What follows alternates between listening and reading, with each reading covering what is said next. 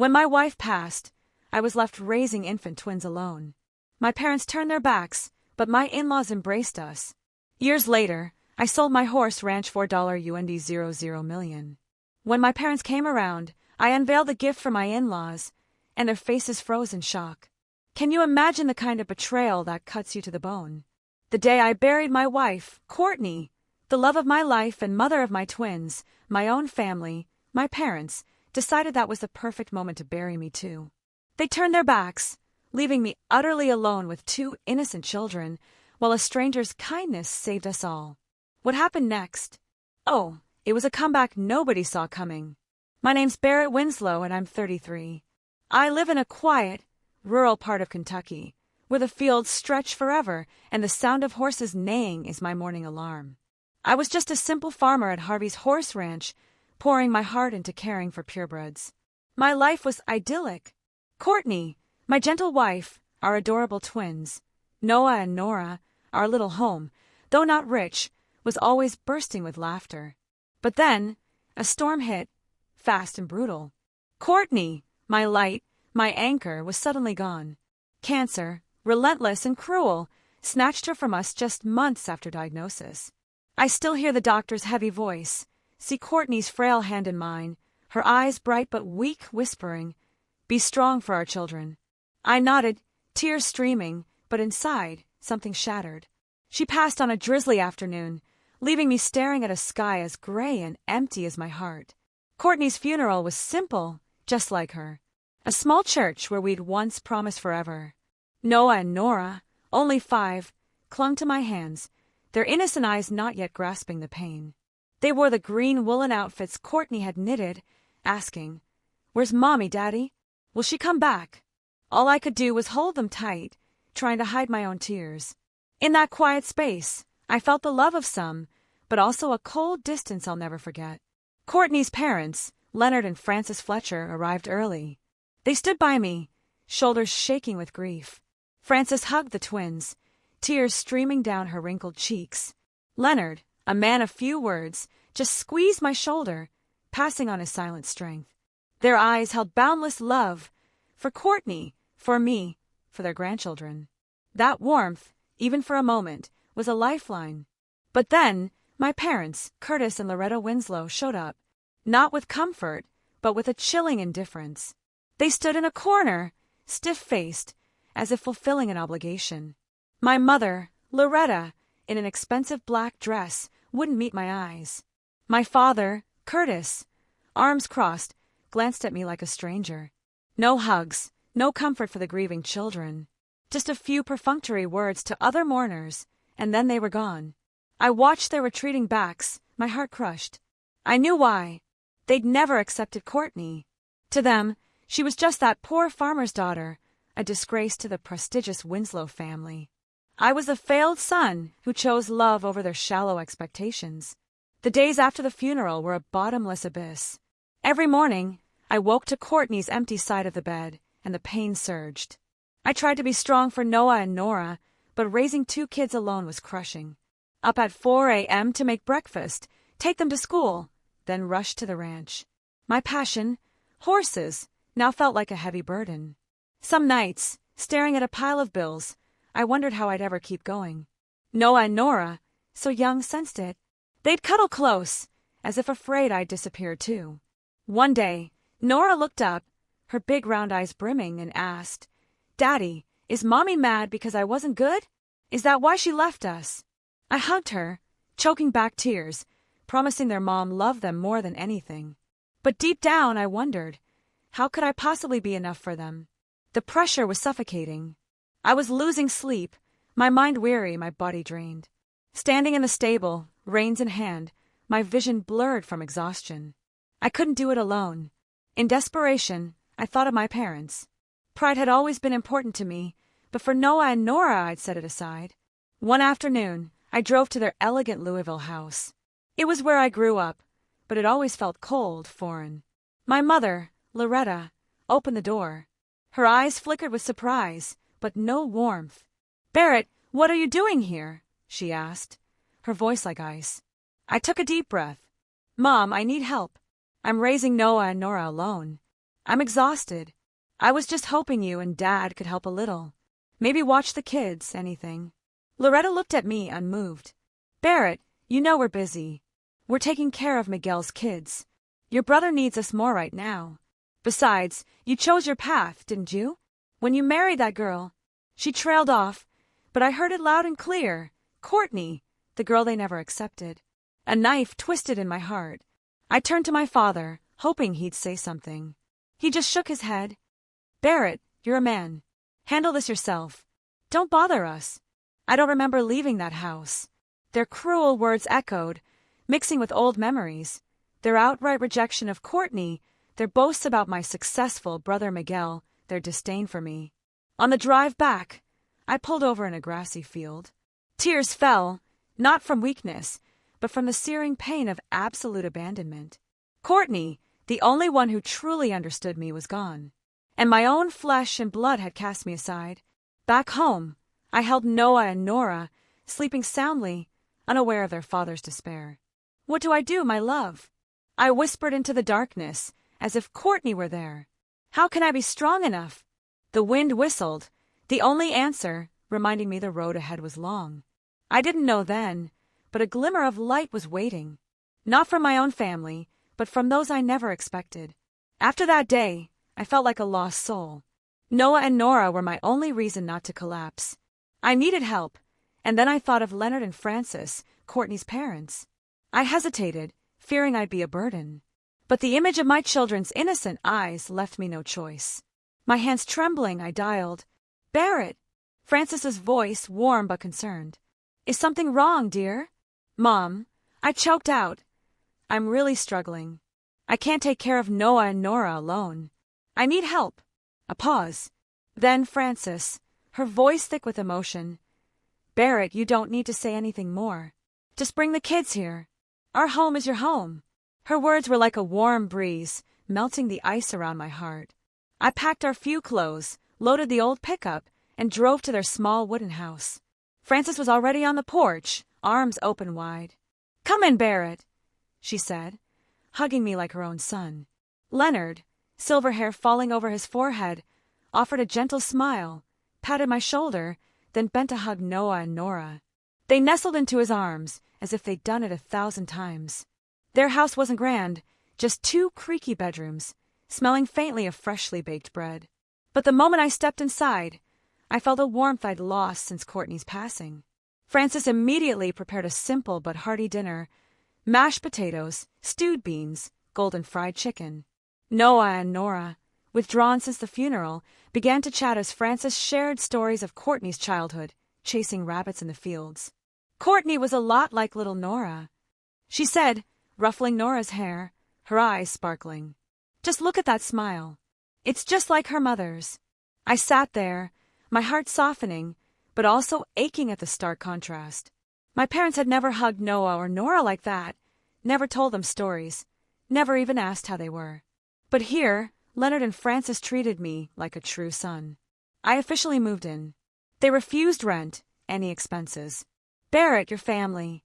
No matter what, you belong here," Leonard said firmly. "Family doesn't keep score." Frances cared for Noah and Nora like a mother. Early breakfast, braiding Nora's hair, teaching Noah to tie his shoes. Leonard, despite his age, patiently drove them to school in his old pickup. One day, I saw him under an oak tree, teaching Noah to carve a wooden boat, while Nora colored it. Tears streamed down my face.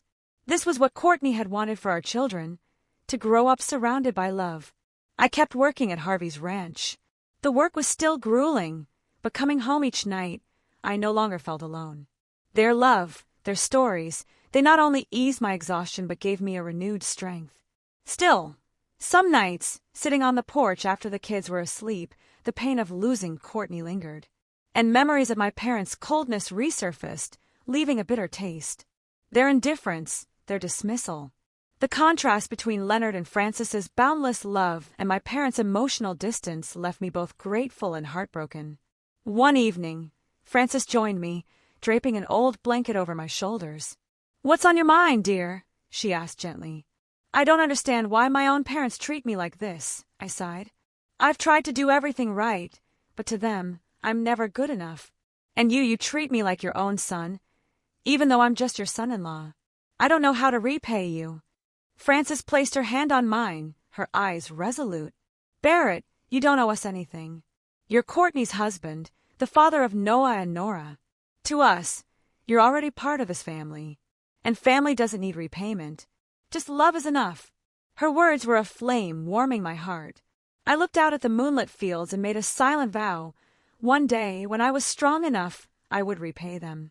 I would care for them, honor them as they had opened their arms to save me and my children.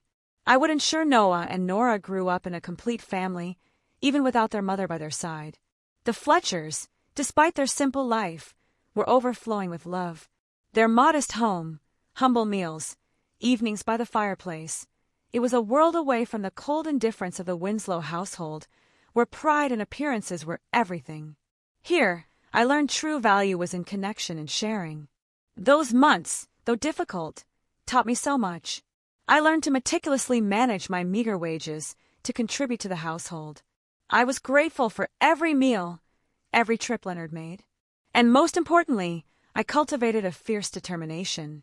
I had to build a better life, not just for Noah and Nora, but for Leonard and Frances, who had given me a home when I thought I'd lost everything. I knew the road ahead was long, but with their love, I began to believe I could do it. I wouldn't let Courtney down, nor those who loved me.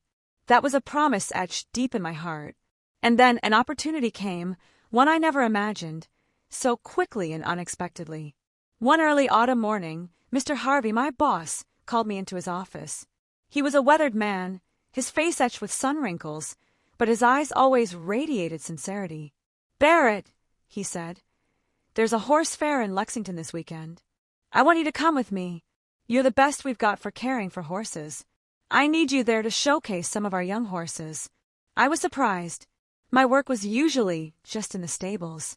I wasn't used to crowds, polished suits, or smooth talk, but I knew this was a chance to learn. I didn't want to let Mr. Harvey down. At the fair, I wore the cleanest shirt Frances had ironed, an old straw hat, and followed Mr. Harvey. The fair buzzed with energy, horses neighing, laughter, the smell of hay. I helped introduce our young horses, answering questions about their care. I did it naturally, because horses weren't just work, they were my passion. While checking a young horse's hooves, I heard a deep, warm voice behind me. "You handle those horses with great care. Not many people pay attention to the details like that." I turned to see an older man with silver hair, dressed in a simple but elegant suit. He introduced himself as Clinton McGraw, a retired investor with a passion for racing. I was flustered, unaccustomed to being noticed, but Mr. McGraw's sharp, friendly eyes put me at ease. We started talking. He wasn't like the others at the fair. He asked about my work, my challenges, even my life. I hadn't intended to share much, but something about him made me open up. I told him about Courtney, the pain, Noah and Nora, and how I was struggling to hold our little family together. He listened without interrupting, nodding, asking thoughtful questions.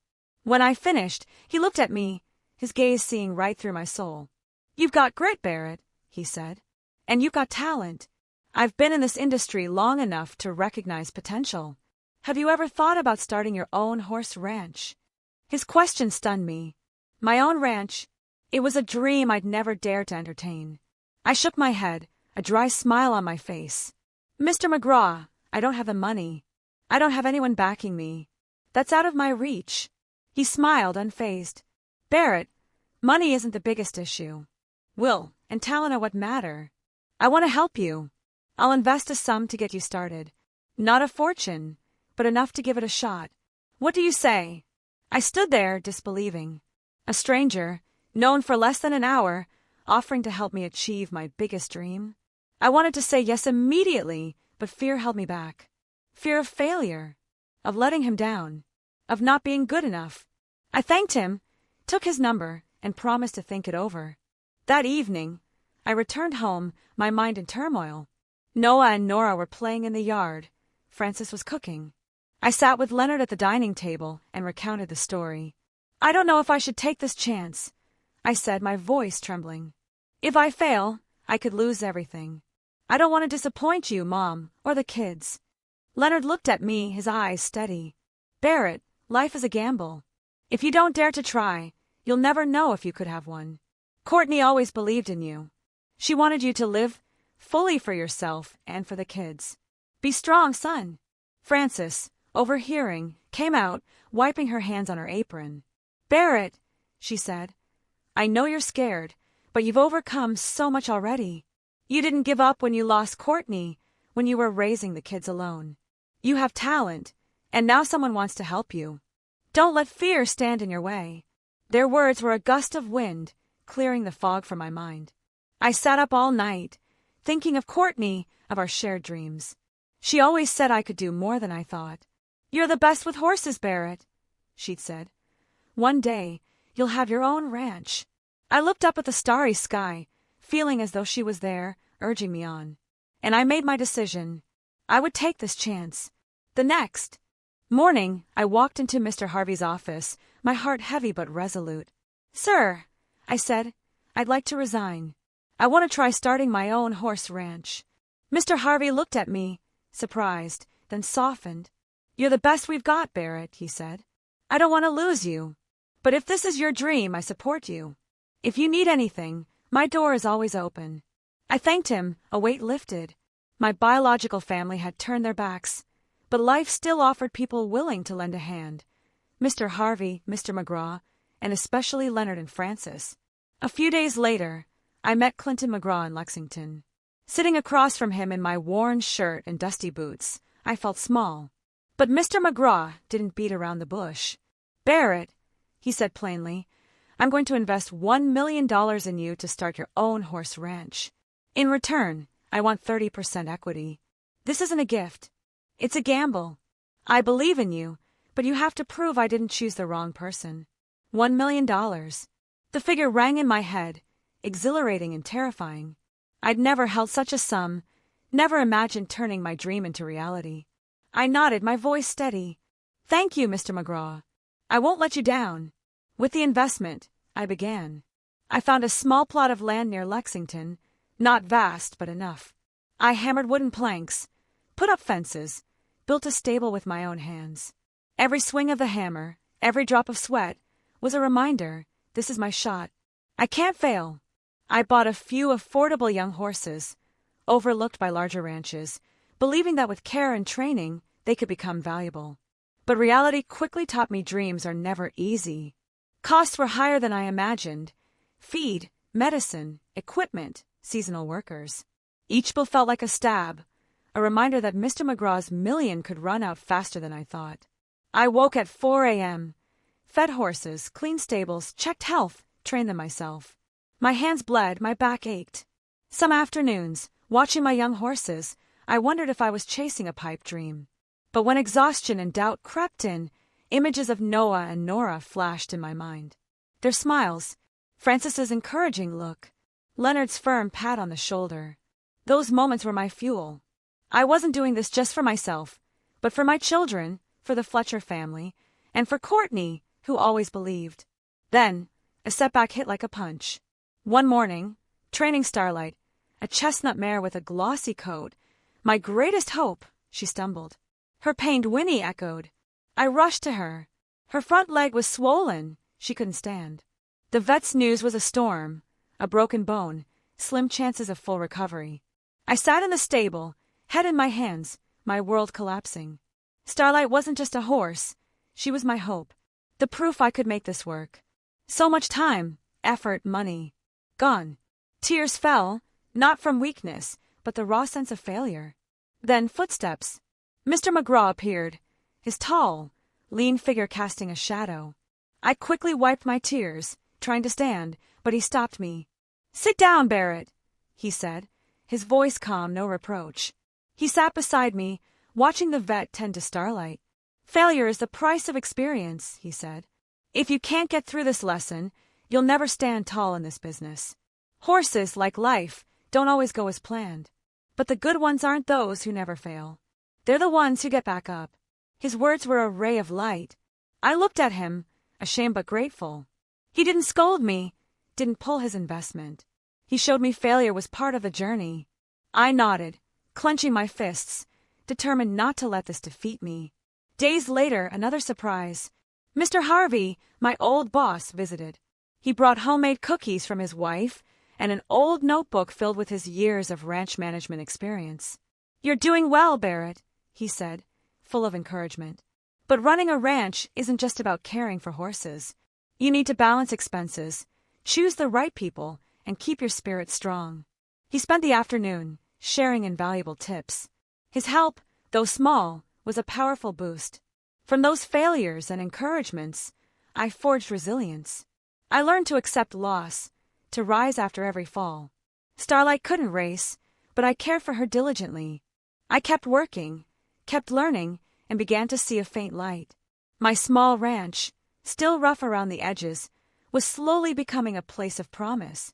Each day, I rose before the sun, breathing in the scent of hay and damp earth, my heart beating with the horses.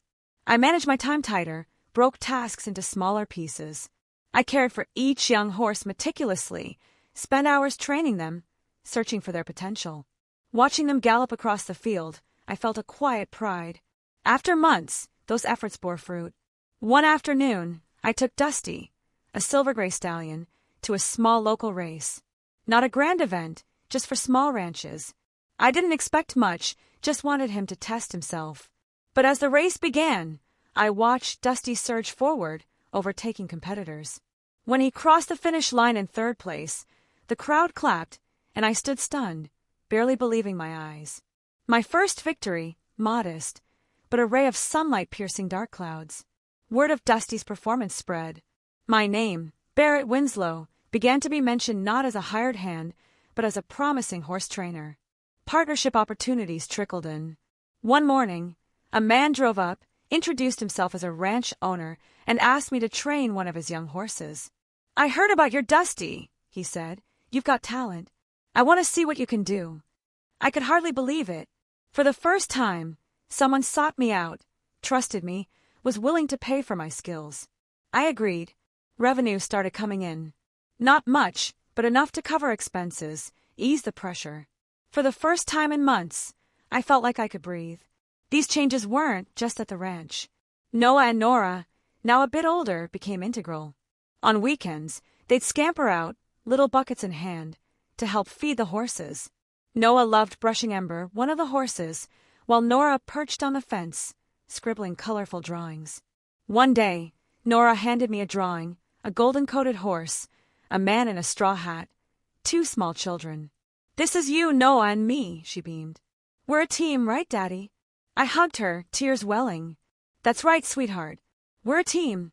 Watching them grow up amidst these hardships, I realized that despite material struggles, they had a home. Not just with Leonard and Francis, but here, among the stables and fields. The ranch wasn't just my dream. It was a place where my children would learn that life, though tough, is always worth fighting for. Leonard and Francis, seeing my progress, couldn't hide their pride. One evening, Francis pulled me onto the porch where she and Leonard were sipping tea. "Barrett," she said, eyes sparkling. "Today I heard the neighbors talking about you. They said you're making something of that ranch. I'm so proud." Leonard nodded. "You're not just our son-in-law. You're our son." Their words left me speechless. I bowed my head, trying to hide my emotions. "I don't know how to thank you both," I said. "Without you, the kids and I wouldn't have made it." Francis took my hand. "Don't say that. We're family." Their words filled me with indescribable happiness. My life took on brighter colors. Mr. McGraw visited, surveying the stables, his sharp eyes tinged with satisfaction. "You're doing well, Barrett," he said. "Heard about your win. Good start, but remember, this is just the beginning. Reputation keeps clients coming back. Keep working hard." His encouragement fueled my resolve. He hadn't just invested money, he'd invested his trust, and I was determined not to let him down. At the end of the day, as the sun set, I stood in the stable, the scent of hay, the sound of horses. I sighed in relief. The road ahead was long, but I'd taken my first solid steps. I looked out at the fields, golden under the sunset, and whispered to Courtney, "Do you see love? I'm doing it for you, for our kids, for our family." After Dusty's victory, my ranch took new strides. I poured my heart into training Ember, the mare Noah adored. Fiery red coat, deep black eyes like coal. I saw her latent strength. Hours each day, refining her strides, teaching her obstacles. Then, a larger race in the neighboring county, drawing ranches from across Kentucky. I entered Ember, not daring to hope too much, but deep down I believed. On race day, hands clenched, heart pounding, Ember surged forward. The crowd cheered. I could barely breathe as she overtook competitors. When Ember crossed the finish line in second place, I shouted, unable to contain my emotions. It wasn't just her victory. It was mine. A triumph born from months of exhaustion, sleepless nights, and unwavering faith. News of Ember's success spread like wildfire. The local paper started mentioning my name, Barrett Winslow, as an inspiring story. A man who started with nothing, lost his wife, raised 2 children alone, and now owned a promising horse ranch. A young reporter showed up, asking about my journey. I was awkward, but I opened up about Courtney, Noah, Nora, the tough days, and how the Fletcher family and Mr. McGraw had helped me stand again. When the article was published, people started calling my place Winslow Ranch, a trusted name in Kentucky's horse breeding community. I felt proud, astonished. Just months ago, I was desperate. Now, a small ranch, a growing reputation, a modest income. I could finally breathe. But just as I saw a glimmer of light, a shadow from my past returned. My biological family. That afternoon, checking fences, a sleek car pulled up. I squinted, recognized it. My parents, Curtis and Loretta Winslow, and Miguel, my younger brother, whom I hadn't seen since Courtney's funeral. I stood tall, trying to stay calm. Inside, a storm raged. What were they doing here? After years of coldness, after turning their backs, why now? Barrett, Loretta began, her voice artificially sweet. We heard you're doing well. We just wanted to visit, see how you and Noah and Nora are doing. I nodded politely, invited them in. Noah and Nora, playing in the yard, hesitated, not running to hug them like they did Leonard and Francis. I led them into the small house where the kids and I stayed. Curtis looked around, his eyes scanning the simple wooden walls as if appraising its worth. This ranch, it looks decent, he said, attempting warmth, but laced with condescension. You're my son. No matter what, you should remember your roots. Family is the most important thing, you know. I sat there, hands gripping the table, my chest crushed. Roots? Family? The words were a bitter joke. I remembered begging for help after Courtney died, and Curtis's cold eyes. Now, as Winslow Ranch gained recognition, they showed up talking about family as if they had never turned away. Loretta, in her expensive silk dress, fidgeted with her purse, her voice sweet but reproachful. Barrett, really? You haven't visited us in so long. We've been worried about you. You've been busy with the ranch, but family is still where you belong, isn't it? Worried about me? When had they ever worried? When I was exhausted, raising 2 kids alone, knocking on their door, met with indifference. Anger surged. I wanted to scream, but I glanced at Noah and Nora, sitting quietly, watching me with concern. For their sake, I had to stay calm. But Miguel, my brother, pushed it. He sat across from me, a forced smile failing to hide his tension. Barrett, he said, trying to sound friendly. I heard your ranch is doing great. The Louisville race, the article, you're really making waves. I was thinking maybe we could work together. I got some ideas. With a bit of capital, we could scale things up. Brothers working together, we'd be unstoppable. I looked at him. For the first time, I saw the falseness. Miguel, whom my parents always touted as their pride, but I knew he'd failed in his city ventures. Now he was here, not to congratulate, but to take advantage. The pressure grew heavier, an invisible wall boxing me in. Curtis talked about family duty. Loretta sighed, blaming me for keeping my distance. Miguel repeated his partnership pitch with increasing urgency. I felt cornered, heart pounding, reeling with anger and disappointment. Then, a tiny voice, trembling but clear, sliced through the stifling air. You don't care about Dad? Noah, my 7-year-old son, sprang up from his wooden chair, fists clenched, eyes blazing. When Mom died, Dad came to you for help, but you didn't want him. You only cared about Uncle Miguel. Now that Dad's doing well, you show up. You just want his money. The room fell silent, as if time had frozen. I stared at Noah, stunned by his courage, his messy brown hair, his defiant, clear eyes, small but unyielding, carrying Courtney's indomitable spirit. In his gaze, I saw my wife, her honesty, her refusal to bow to injustice, her fearlessness. My heart ached with pride and sorrow, realizing a 7-year-old had spoken the words I should have said long ago. Curtis and Loretta paled. Curtis opened his mouth, but no words came, glaring at Noah with a mix of anger and embarrassment. Loretta clutched her purse, her lips pursed, trying to suppress her shame. But Miguel, face red with fury, leapt up, pointing at Noah. "You disrespectful brat!" he shouted, his voice shrill. "How dare you talk to your grandparents like that? No manners at all!" His words were the final straw. I could no longer stay silent. I stood, stepping in front of Noah, shielding my son. I looked straight into the eyes of Curtis, Loretta, and Miguel, my voice firm, unwavering. "Enough. Noah's right. When I needed you most, when I lost Courtney, when I was raising 2 kids alone, you turned your backs. You never treated me like family. I don't need you anymore. I want you to leave. Now." The air in the room was heavy as stone. Curtis stared, his eyes flashing anger and shame, but he said nothing. Loretta looked down, her hands trembling. Miguel muttered a curse and stormed out, the wooden door slamming behind him. Curtis and Loretta slowly stood, avoiding my gaze, avoiding Noah and Nora, and left in silence. The sound of their car engine faded into the distance, leaving a heavy but liberating quiet. I knelt, hugging Noah tightly, feeling his small heart pounding. "Thank you, son," I whispered, choked with emotion. "You were so brave." Noah nestled into me, silent, but I knew he understood. He had just protected our little family. Nora ran over, wrapping her arms around me, and in that moment, I felt a new strength, the strength of love and unity. But deep inside, it pained me to realize my biological family, whom I once hoped would be my support, only came when they smelled money and fame. They were no longer my family. My true family was Noah, Nora, Leonard, Francis, and those who stood by me when I had nothing but pain and empty hands. After that confrontation, I threw myself back into the ranch. Ember continued to bring in victories, not just local, but at larger competitions. Another horse, Rusty, took first place in Louisville.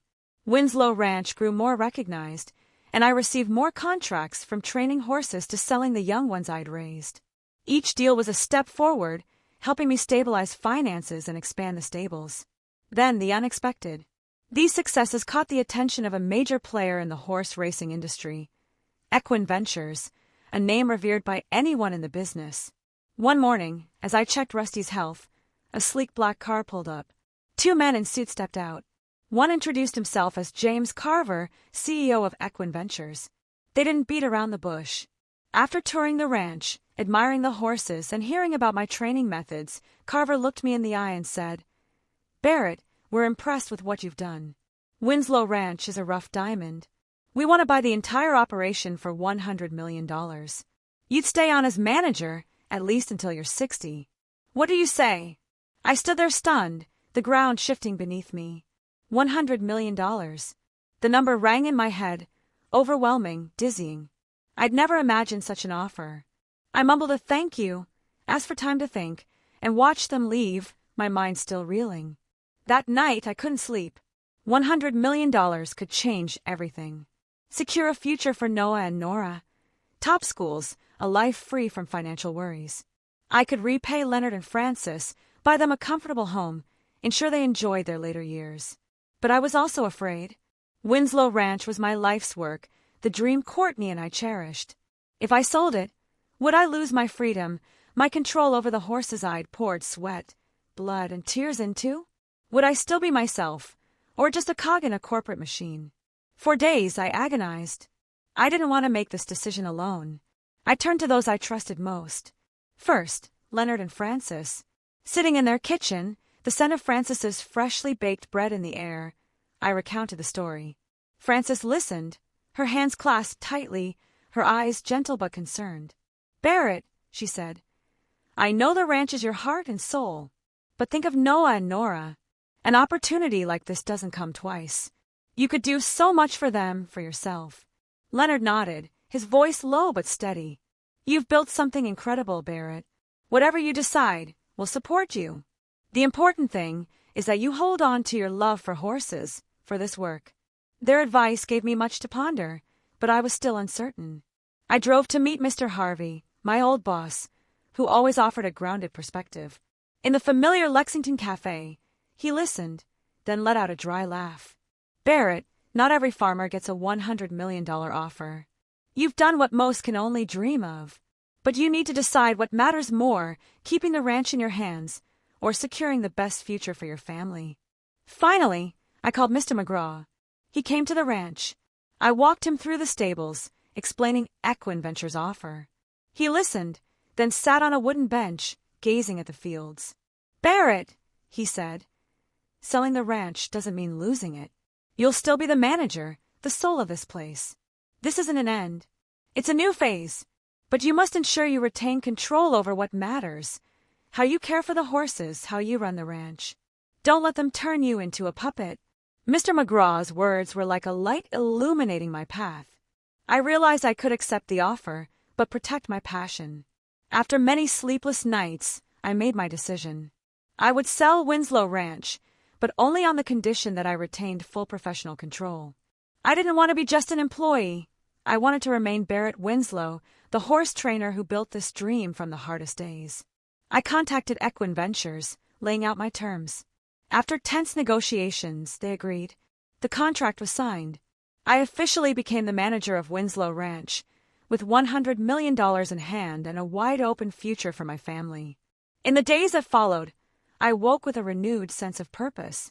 I was no longer the penniless farmer, exhausted from worrying about my children. I was Barrett Winslow, manager of a renowned horse ranch, a millionaire, but more importantly, a father, a son-in-law, and a man determined to live true to his values. I knew the first thing I had to do was fulfill my promise to Courtney, to care for her family, who had become my true family. I drove to see Leonard and Frances, bringing carefully prepared documents. Sitting at their familiar kitchen table, where the scent of Frances's freshly baked bread lingered, I took a deep breath. Mom, Dad, I have a gift for you. I slid the documents toward them. Papers for a spacious house on the outskirts of Lexington, with a large garden and a peaceful lakeside retreat. This is a place where you can enjoy your retirement, I said, my voice thick with emotion. I want you to live comfortably, without any worries. I owe you everything. Frances looked at me, her eyes shimmering with tears. Barrett, you don't owe us anything, she said. But I shook my head. No, Mom. Without you and Dad, the kids and I wouldn't be here today. This is what I promised Courtney and myself. Leonard, a man of few words, placed his hand on my shoulder, squeezing gently. Son, he said, his voice warm and steady. We're proud of you. They agreed to accept, though they reminded me that to them, family was worth more than any house. Watching them embrace, smiling with joy, a part of my heart healed. I knew Courtney was smiling somewhere, content that her family was cared for. But I wanted to do more. I wanted Courtney's name to live on, not just in our hearts, but in the community. I used a portion of the money to establish the Courtney Fletcher Winslow Scholarship Fund for rural Kentucky children. Kids like Courtney once was, full of dreams, but lacking opportunity. The fund would help them pursue education, from grade school to college, so they could reach beyond their circumstances. I wanted Courtney to be an inspiration, a guiding light for those struggling through hardship. Meanwhile, I enrolled Noah and Nora in better schools in Lexington. I wanted them to have a proper education, but I always reminded them of their roots. One evening, sitting with them, I said, Kids, everything we have today started with love and perseverance. Never forget your grandparents. Never forget your mom. We don't need to be proud in a boastful way. Just live well. Live kindly. Noah nodded, his eyes bright with understanding, while Nora hugged me, whispering, I'll make you proud, Daddy. The scholarship fund launch event was held in a small community hall. I stood before the crowd, flanked by Leonard, Frances, Noah, and Nora. Local reporters were there, cameras flashing. I felt as nervous as before my first horse race. When asked about my journey, I took a deep breath, my voice catching. I was just a farmer with nothing. If I have everything today, It's because of my wife, Courtney, and my in-laws who never turn their backs on me. They're my real family." Those simple, heartfelt words echoed through the hall. The crowd applauded, and I saw pride in Leonard and Frances's eyes. My story spread, not just in Kentucky, but beyond, becoming an inspiration about gratitude and perseverance. People saw me not just as a millionaire, but as a man who stood up for family values, who repaid kindness the right way. But that moment also brought a bitter contrast. I hadn't expected Curtis, Loretta, and Miguel to be there. They stood in the far corner of the hall. As I spoke my gratitude for Leonard and Frances, I saw them freeze. Curtis tried to mask his shame. Loretta bowed her head, clutching her expensive purse as if to shield herself. Miguel, his face flushed with anger, left before the event ended. I wasn't surprised, but the pain lingered. They were never my family when I needed them most. And now, as I stood at the peak of success, they came only to face the truth that I no longer needed them. When the event ended, Frances gripped my hand tightly, tears streaming down her cheeks. "You've made me proud, Barrett," she said, her voice trembling. Leonard hugged me, and in that moment, I felt Courtney was still here, in the embrace of our family.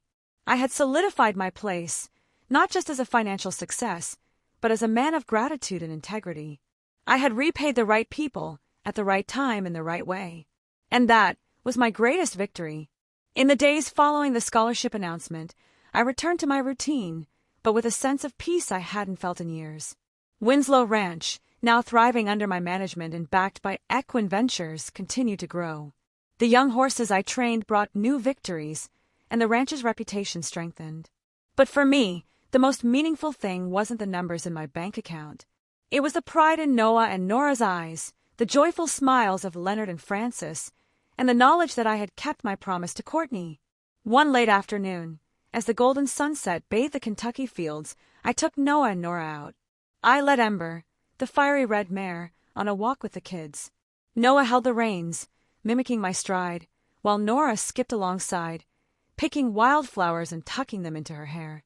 We walked along the familiar dirt roads where I once drove my old pickup during the hardest days, and stopped at a small cemetery nestled in the fields. Courtney's grave lay beneath an old oak tree, its simple stone marker engraved with her name, Courtney Fletcher Winslow, beloved wife, mother, and friend to all. I knelt, placing a bouquet of daisies Nora had picked on the grave, and held my children's hands. Noah, now taller, stood solemnly while Nora nestled into me, whispering, "Daddy, does Mommy know we're here?" I smiled, ruffling her hair. "She knows, sweetheart. She's always here in our hearts." I looked at the headstone, feeling as though Courtney was looking back at me, her eyes as gentle and loving as ever. I whispered, my voice thick, "Courtney, rest easy. Our family is strong, and you'll always be a part of everything I have today." Noah and Nora said nothing, just held my hands tightly, and we stood there in silence, enveloped by the sunset's glow.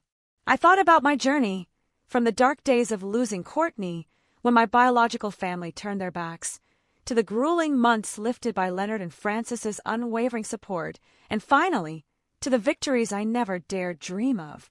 But above all, I realized a profound truth. Family isn't always about blood.